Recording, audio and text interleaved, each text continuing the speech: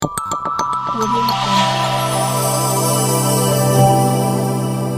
Jungle. आपके अपने channel PK सॉ इंग्लिश क्लासेस में आपका फिर से एक बार बहुत बहुत स्वागत है। तो डियर स्टूडेंट्स, मैं आपके लिए लेकर आया हूं नरेशन। देखिए, नरेशन बहुत लोग कहते हैं कि सर बहुत हार्ड है नरेशन, मैंने बहुत जगह पढ़ा, नरेशन समझ में नहीं आया। तो आखिर क्यों क्यों अब तक आपने नरेशन को इतने क्लोजली पढ़ा और आपको नरेशन समझ में नहीं आया? तो मैं आज इस वीडियो में आपको बताने जा रहा हूं कि नरेशन आप एक बार में सीख जाओगे। तो प्लीज, अगर आप मेरे चैनल पर नए हो और अभी तक आपने मेरे जो है कि इस चैनल को सब्सक्राइब नहीं किया हो तो फटाफट आप सब्सक्राइब कर लो, क्योंकि 12th के रिलेटेड जितने भी ग्रामर्स है, प्रॉब्लम्स है, आपको ग्रामेटिकल कोई एरर होता है, प्रॉब्लम्स होता है, तो आप प्लीज कमेंट बॉक्स में जो है कि आप लिख सकते हैं कि हाँ पीके सर आप जो है कि इस पर एक वीडियो बनाइए, मुझे प्रॉब्लम्स है, मैं जरूर आपको जो है कि वीडियो बनाकर दिखाऊंगा। तो प्लीज जहां तक संभव हो आप इस चैनल को जो है कि सब्सक्राइब कीजिए और लाइक कीजिए, और जहां तक हो सके आप इसको अपने जो है कि दोस्तों में शेयर कीजिए। तो चलिए बिना देर किए हुए मैं आपको ले चलता हूं नरेशन में। नरेशन होता क्या है? तो देखिए, नरेशन यानी कि बातचीत। जो मूवी डब होती है, फिल्में जो बनती है, जहां पर आप हिंदी मूवीज को तमिल में देखते हैं या इंग्लिश मूवी को हिंदी में देखते हैं। आज जो है कि हम लोग क्या करते हैं कि क्या बोलते हैं, साउथ इंडियन मूवी को जो हम हिंदी में देखते हैं, ये सब काम है ट्रांसलेटर का। और ट्रांसलेटर कहां से जो है कि आप सीख कर आते हैं? तो नरेशन से। नरेशन मीन्स होता है बातचीत। नरेशन मीन्स होता है बातचीत। और नरेट मीन्स होता है कि एक भाषा को दूसरे में जो है कि कन्वर्ट करना, या किसी व्यक्ति द्वारा बोले गए शब्दों को वर्तमान अवस्था में लिखना। तो नरेशन को हम सीधे लिए चलते हैं कि दो कैटेगरी में बांटा गया है। एक है आपको डायरेक्ट स्पीच, ठीक है, और दूसरा है आपका इनडायरेक्ट स्पीच। देख लीजिए, तो नरेशन कितने भाग हैं? दो भाग हैं, एक डायरेक्ट स्पीच और दूसरा है इनडायरेक्ट स्पीच। तो चलिए, सबसे पहले सर डायरेक्ट स्पीच कहते किसको है? तो देखिए, अगर आप लिख सकते हैं तो लिख लीजिए, है ना? नहीं तो आप एक बार समझ लीजिए, डायरेक्ट स्पीच कहते किसको है? ठीक, डायरेक्ट स्पीच कहते किसको है?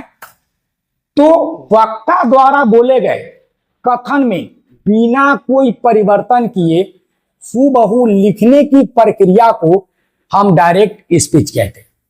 ठीक, जैसे मान लीजिए यहां पर है कि Ram said comma I am going. देखिए, यहां आप जो सेंटेंस देख रहे हैं कि राम सेड, राम ने जिस स्टेटमेंट को कहा, जो कथन को कहा, वो जो है कि अभी भी कई वर्षों बाद भी आज उसी अवस्था में, यानी उसने प्रेजेंट में कहा था, आज भी प्रेजेंट में है।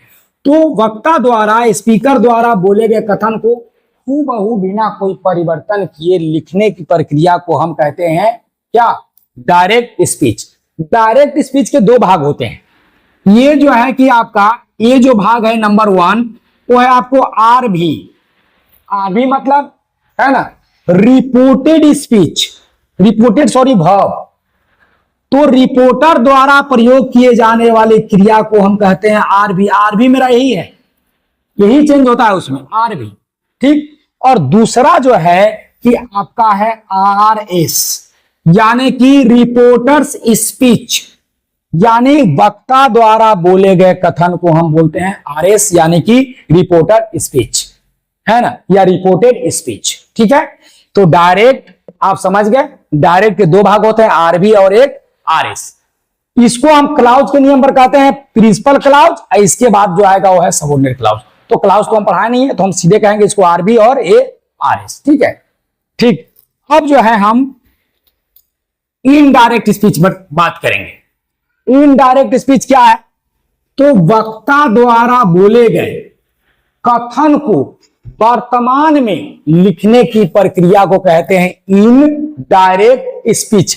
यानी डायरेक्ट में हम इन करते हैं, डायरेक्ट में हम इन करते हैं, तो उसे कहते हैं इनडायरेक्ट स्पीच। जैसे यहां पर एग्जांपल देख लीजिए, यहां पर है Ram said comma I am going. ठीक है, full stop inverted comma close. एक कॉमा है, इसको बोलते हैं इन्वर्टेड कॉमा। ठीक है, तो आर जो है रिपोर्टर द्वारा बोले गए स्टेटमेंट हमेशा इन्वर्टेड कॉमा के अंदर वो सुरक्षित रहेगा। ठीक है, अब चलिए यहां पर आ जाइए। अब इसको हम इनडायरेक्ट करेंगे, यानी डायरेक्ट में हम इन करेंगे। तो यहां पर हम लिखेंगे राम सेड, बिल्कुल उसी अवस्था में रहेगा।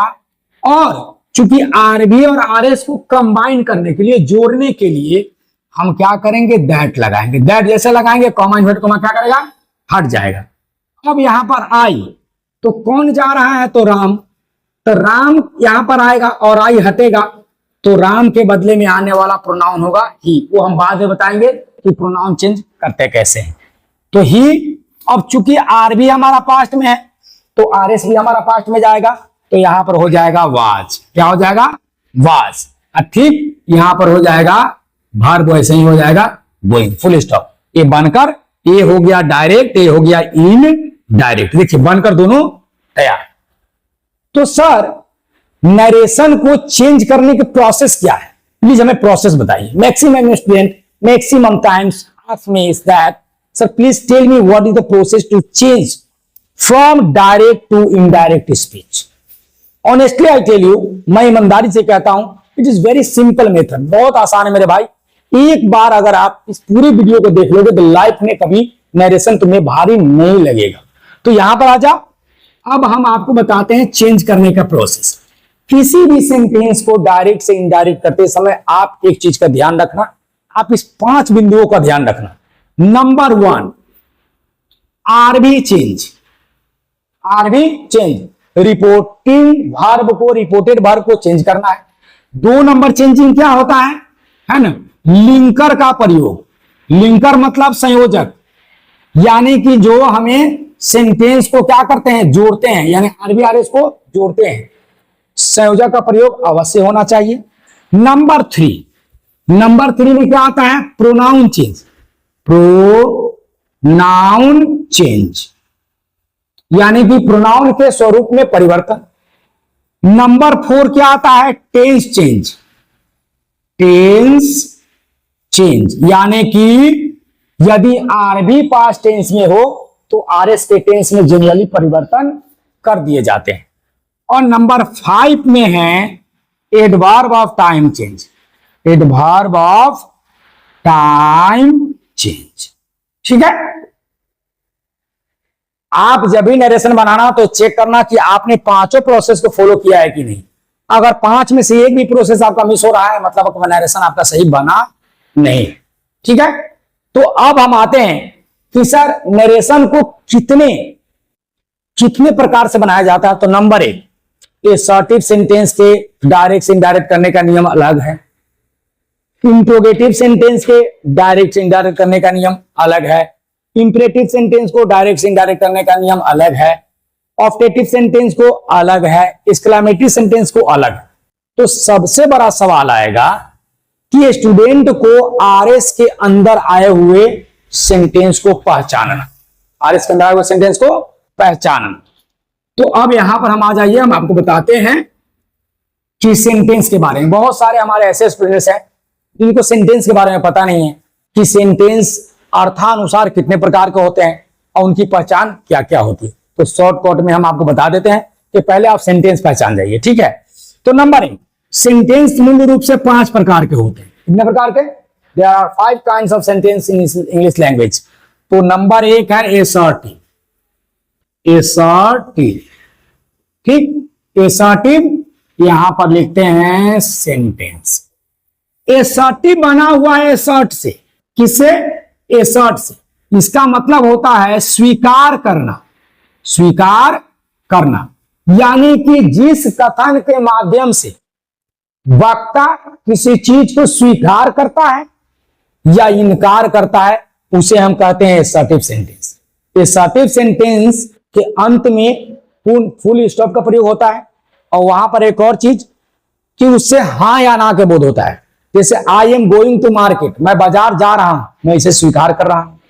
आई am not going to market, मैं बाजार नहीं जा रहा हूं तो मैं इनकार कर रहा हूं। असर्टिव सेंटेंस में बोलते समय या तो मुंडी ऐसे ऐसे होता है नहीं तो ऐसे ऐसे होता है। अफर्मेटिव बोलिएगा तो ऐसे, मैं आम खाता हूं, मैं बाजार जाता हूं, वह बाजार नहीं जाती, देखिए नेगेटिव हो गया। वह जो है कि सेब नहीं खाती है, नेगेटिव हो गया। तो जो है यहाँ पर आपको एसर्टिव के दो काइंड्स होते हैं, अफर्मेटिव और नेगेटिव। लेकिन एसर्टिव को बनाने का एक ही नियम है, चाहे सेंटेंस अफर्मेटिव हो या नेगेटिव, लेकिन आरबी और लिंकर उसका सेम ही रहेगा। 2 नंबर में आता है इंटेरोगेटिव। इंटेरोगेटिव यानी कि प्रश्नसूचक वाक्य, इसको पहचानना बिल्कुल आसान है। इसके लास्ट में साइन ऑफ इंट्रोगेशन लगा रहा है। तो ठीक है सर, डेफिनेशन बता दीजिए। तो जिस वाक्य के सहायता से हम प्रश्न पूछते हैं, अब प्रश्न पूछने में ऐसे ऐसे का बोध होता है। हमारे बॉडी जो लैंग्वेज कहता है ऊपर की तरफ, क्या खाते हो, कहां जा रहे हो, क्या कर रहे हो, तुम्हारा नाम क्या है। देखिए हमारा ऑटोमेटिक लग रहा है कि दूसरे की तरफ से हम कुछ निकालने का प्रयास कर रहे हैं। ठीक, तो यह है इंट्रोगेटिव सेंटेंस। ये भी 2 तरह का होता है, एक सिंपल, एक WH। सिंपल इंट्रोगेटिव हमेशा सहायक क्रिया से शुरू होती है और WH हमेशा इंट्रोगेटिव वर्ड से शुरू होती है, when, what, where, whom, whose इत्यादि से। ठीक है, अब इसके बाद हम आते हैं तीसरा में आते हैं। तो यहां पर आता है आपका जो है कि इंपरेटिव सेंटेंस। ठीक है, इंपरेटिव सेंटेंस किसे कहते हैं? तो जिस वाक्य की सहायता से आज्ञा, अनुरोध, सलाह, या जिस वाक्य से आज्ञा, अनुरोध, सलाह, सुझाव इत्यादि का बोध होता है, उसे हम इंपरेटिव सेंटेंस कहते हैं। तो सर पहचानेंगे कैसे? तो पहचानने के लिए याद रखना कि इंपरेटिव सेंटेंस में सब्जेक्टे नहीं रहता, यानी कि डू इट। देखिए वर्ब है, ऑब्जेक्ट है, लेकिन सब्जेक्ट नहीं है। Please help me, please help me, देखिए ये इंपरेटिव में है, रिक्वेस्ट है। यहां पर भी देखिए हेल्प क्या है, वर्ब है। ठीक, और यहां पर ये क्या है, ऑब्जेक्ट है, इसमें भी सब्जेक्ट नहीं है। ठीक है, तो यहां देखिए कि आपको ये इंपरेटिव सेंटेंस। ठीक है, अब आते हैं हम इंपरेटिव के बाद exclamatory sentence, EXCLAMATORY, exclamatory sentence किसे कहते हैं? तो जिस वाक्य से अचानक होने वाली खुशी, गम, क्रोध, घृणा इत्यादि का बोध हो, उसे बोलते हैं हम एक्सक्लामेटरी सेंटेंस। सर पहचान क्या है? पहचान फटाफट बता दीजिए। ठीक, तो उसमें एक्सक्लामेटरी वर्ड लगा रहेगा। क्या क्या लगा रहेगा? ओ, आ, ई, है ना, वाव, हुर्रा, है ना, ब्रेवो, है ना, वाट के बाद साइन ऑफ एक्सक्लामेशन, हाउ के बाद साइन ऑफ एक्सक्लामेशन, है ना। इसमें साइन ऑफ एक्सक्लामेशन और प्लस एक्सक्लामेटरी वर्ड लगा रहेगा। ठीक है ना, अलास, ये सब एक्सक्लामेटरी वर्ड है, ये विस्मयादि बोधक सूचक शब्द है। अगर किसी वाक्य में ऐसा आपको मिल जाए तो समझ जाना कि एक्सक्लामेटरी है, और एक्सक्लामेटरी के नियम पर ही इनडायरेक्ट बने। ठीक है, अब देखिए आगे आ जाते हैं लास्ट में ऑप्टेटिव सेंटेंस, OPTATIV, ऑप्टेटिव। जिस वाक्य से वक्ता अपने इच्छा को व्यक्त करता है उसे बोलते हैं ऑप्टेटिव सेंटेंस।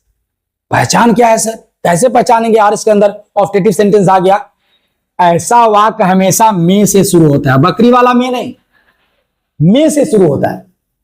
ठीक है, तो में से शुरू होगा तो समझ जाना कि ऑप्टेटिव सेंटेंस। ऑप्टेटिव में कितने प्रकार से, तो हम जब नरेशन बताएंगे, पढ़ाएंगे जब एक एक करके, तो उस समय आपको डिस्कस करके बताएंगे कि नरेशन में हर सेंटेंस का बनाने का प्रोसेस अलग अलग है, हर का लिंकर अलग है, हर का जो है कि आपका क्या बोलते हैं आरबी अलग है।